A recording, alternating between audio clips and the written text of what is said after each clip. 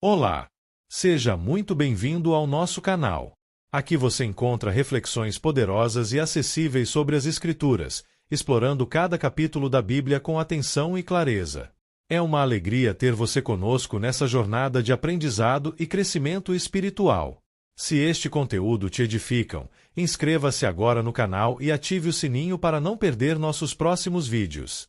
E mais, compartilhe este vídeo com seus amigos e familiares para que juntos possamos espalhar a palavra de Deus e inspirar vidas ao redor do mundo. Prepare-se para mergulhar nesse relato impactante que nos confronta com a fragilidade da natureza humana e a justiça divina. Não esqueça, inscreva-se no canal e compartilhe o vídeo. O capítulo 14 do livro de Isaías traz uma mensagem de esperança para Israel e, ao mesmo tempo, de juízo contra a arrogância da Babilônia. Esses versículos destacam o poder de Deus em derrubar os orgulhosos e consolar o seu povo com a promessa de restauração. Vamos iniciar a leitura da palavra e depois os esclarecimentos. Versículos de Isaías 14 do livro de Isaías da Bíblia. Restauração de Israel. O Senhor terá compaixão de Jacó, tornará a escolher Israel e os estabelecerá em sua própria terra. Os estrangeiros se juntarão a eles e farão parte da descendência de Jacó. Dois povos os apanharão e os levarão ao seu próprio lugar. E a descendência de Israel possuirá os povos como servos e servas na terra do Senhor.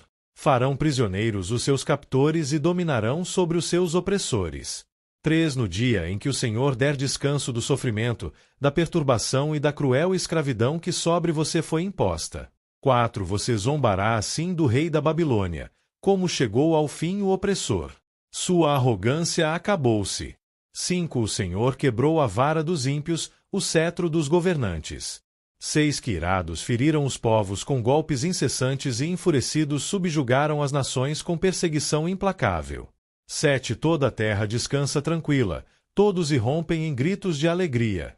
8 Até os pinheiros e os cedros do Líbano alegram-se por sua causa e dizem: agora que você foi derrubado, nenhum lenhador vem derrubar-nos. 9 Nas profundezas o Sheol está todo agitado para recebê-lo quando chegar. Por sua causa ele desperta os espíritos dos mortos, todos os governantes da terra. Ele os faz levantar-se dos seus tronos, todos os reis dos povos. 10 Todos responderão e dirão a você: você também perdeu as forças como nós e tornou-se como um de nós. 11 Sua soberba foi lançada na sepultura, junto com o som das suas liras. Sua cama é de larvas, sua coberta, de vermes. 12 Como você caiu dos céus, ó estrela da manhã, filho da alvorada! Como foi atirado à terra, você, que derrubava as nações! 13 Você, que dizia no seu coração: subirei aos céus, erguerei o meu trono acima das estrelas de Deus, eu me assentarei no monte da Assembleia, no ponto mais elevado do Monte Santo. 14 Subirei mais alto que as mais altas nuvens, serei como o Altíssimo. 15 Mas às profundezas do Sheol você será levado, irá ao fundo do abismo. 16 Os que olham para você admiram-se da sua situação e a seu respeito ponderam: é esse o homem que fazia tremer a terra, abalava os reinos. 17 Fez do mundo um deserto, conquistou cidades e não deixou que os seus prisioneiros voltassem para casa. 18 Todos os reis das nações jazem honrosamente, cada um em seu próprio túmulo. 19 Mas você é atirado fora do seu túmulo, como um galho rejeitado, como as roupas dos mortos que foram feridos à espada, como os que descem as pedras da cova, como um cadáver pisoteado. 20 Você não se unirá a eles num sepultamento, pois destruiu a sua própria terra e matou o seu próprio povo. Nunca se mencione a descendência dos malfeitores. 21 Preparem um local para matar os filhos dele por causa da iniquidade dos seus antepassados, para que eles não se levantem para herdar a terra e cobri-la de cidades. 22 Eu me levantarei contra eles, diz o Senhor dos Exércitos. Eliminarei da Babilônia o seu nome e os seus sobreviventes, sua prole e os seus descendentes, diz o Senhor. 23 Farei dela um lugar para corujas e uma terra pantanosa. Vou varrê-la com a vassoura da destruição, diz o Senhor dos Exércitos. Breve análise textual e voltaremos à leitura. Vamos por partes. Isaías 14 mistura mensagem de esperança para Israel com um cântico de humilhação contra os opressores, especialmente a Babilônia, e termina com outras orações de juízo contra nações inimigas, Assíria, filisteus. Vou explicar seção por seção, apontando o sentido literário, histórico e teológico. Primeira, restauração de Israel, versículos 1-4. Promessa de restauração: Deus terá compaixão de Jacó, Israel. Ele reunirá o povo, estabelecerá Israel em sua terra, e povos estrangeiros se integrarão. Virada de situação: Israel, que foi oprimido e feito prisioneiro, passará a dominar os seus opressores. Imagem de reversão completa da sorte. Versículos 2-3. Tom de escárnio contra o opressor. Versos 4 em diante começam a zombaria contra o rei da Babilônia. É a resposta jubilosa do povo à queda do tirano. Contexto histórico-literário. Isaías fala numa época em que Israel-Judá foi humilhado por potências estrangeiras. O profeta promete que, apesar da ocupação e do exílio, Deus reerguerá seu povo. Segunda, cântico contra o rei da Babilônia, o orgulhoso. Versículos 5-23. Quebra do poder. Versículos 5-7. Deus quebrou o cetro dos governantes tirânicos. A terra respira alívio, a criação celebra.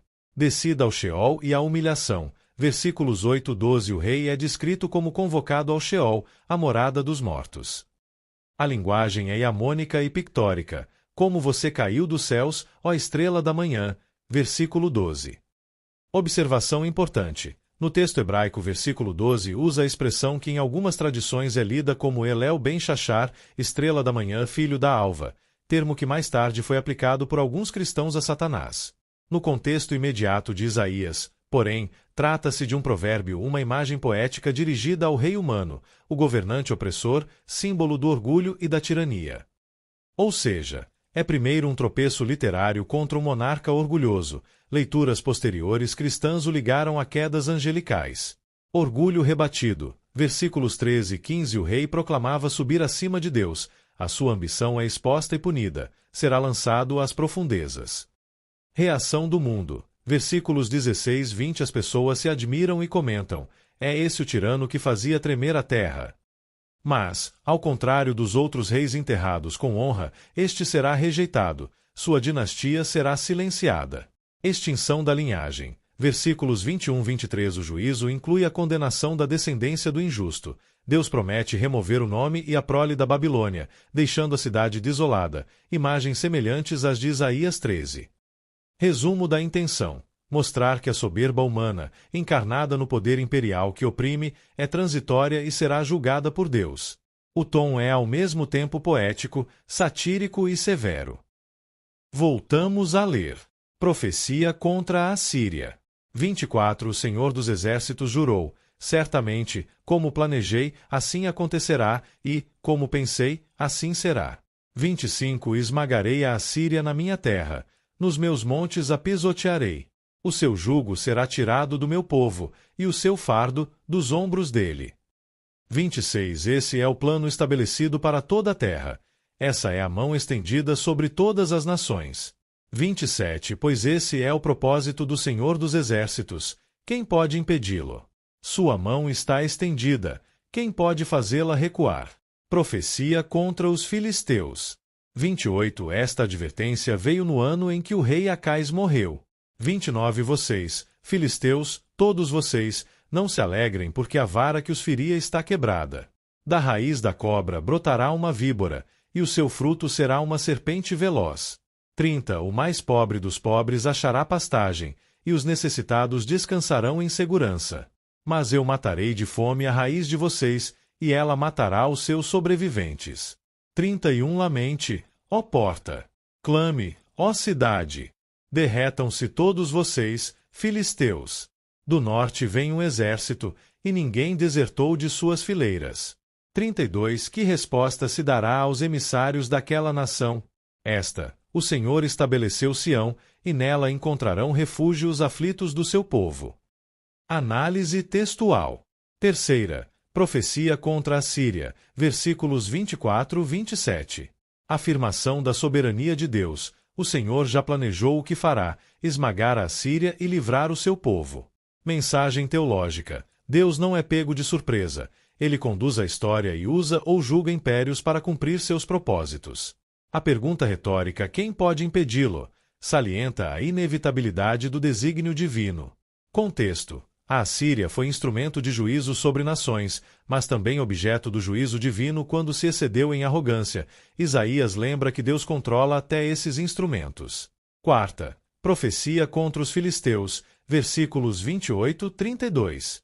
Advertência histórica. Surge no ano da morte do rei Acais. Isaías anuncia que os filisteus não devem se alegrar com a fraqueza de Judá, outra ameaça surgirá do norte. Resultado final. Apesar da violência e da dominação, o desfecho será a segurança dos pobres e necessitados em Sião. A cidade de Deus permanecerá um refúgio. Temas centrais e lições. Primeiro, Deus reverte opressão. A promessa consistente de restauração para Israel. Deus é fiel à sua aliança. Segundo, juízo sobre a soberba e a violência. Os impérios que se elevam pela opressão serão humilhados. Isaías usa imagens poderosas, Sheol, queda do filho da alvorada, para sublinhar a queda inevitável do orgulhoso. Terceiro, soberania divina na história, mesmo quando Deus usa nações como instrumentos, por exemplo, a Síria, ele permanece Senhor que julga o abuso desses instrumentos. Quarto, esperança para os necessitados. Apesar das cenas de destruição, o profeta reafirma que os pequenos e necessitados terão pastagem e refúgio. Versículo 30, versículo 32, Deus não esquece os vulneráveis. Observações finais sobre interpretação. Literário. Parte do capítulo é um cântico-tão, uma sátira poética, dirigido ao rei da Babilônia. Outra parte é declaração profética de restauração. O livro de Isaías mistura juízo e promessa. Teológica ou histórica. Historicamente, algumas partes se aplicaram à queda de impérios como a Babilônia e a Assíria. Teologicamente, o texto denuncia qualquer poder que se eleva contra Deus e contra o justo. Sobre estrela da manhã, filho da alva. É uma imagem antiga de orgulho e queda. Importante não confundir automaticamente com uma declaração direta sobre seres angelicais. No contexto do capítulo, é uma figura poética aplicada ao líder humano, embora tenha sido lida mais tarde em tradições cristãs como referência a Satanás. E chegamos ao fim de mais um vídeo. Espero que você tenha gostado e aprendido algo novo com a gente. Se você curtiu o conteúdo, não esqueça de deixar o seu like e se inscrever no canal. Isso ajuda muito a gente a continuar trazendo conteúdos incríveis para você. Compartilhe com seus amigos e familiares. Vai que eles também se interessam e aprendem algo novo. Obrigado por assistir. Nós encontramos no próximo vídeo. Até mais!